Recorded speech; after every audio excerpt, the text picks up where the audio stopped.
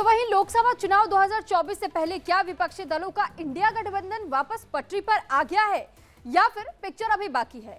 Brand Modi से मुकाबले में के लिए कहीं पर इंडिया गठबंधन पटरी पर लौट रहा है तो किसी राज्य में दरारें बढ़ती नजर आ रही है।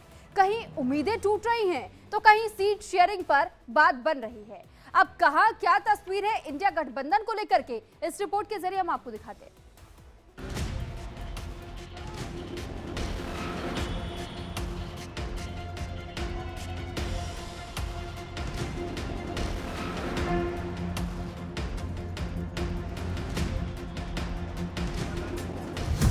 नहीं मान रही ममता, बंगाल में कांग्रेस को झटका।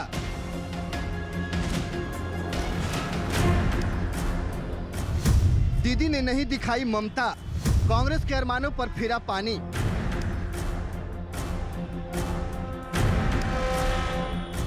भरूच पर फंसा पेच, इमोशनल कार्ड का खेल।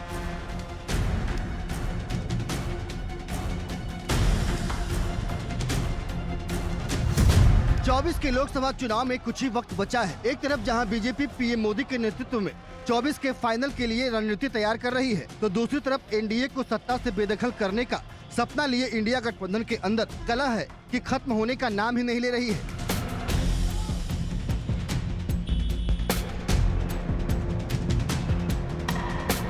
लोकसभा चुनाव के लिए बने इंडिया ब्लॉक के कांग्रेस की यूपी और दिल्ली में तो सीट शेयरिंग को लेकर बात बन गई है। साथ ही बिहार, तमिलनाडु, महाराष्ट्र और गुजरात के साथ साथ कई राज्यों में बातचीत का दौर जारी है।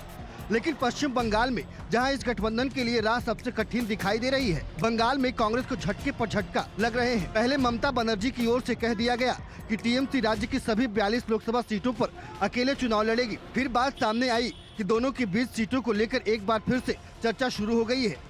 लेकिन अब टीएमसी के नेता डेरेक ओब्रायन के बयान सामने आने के बाद कांग्रेस की मुसीबतें फिर से बढ़ती दिखाई दे रही है।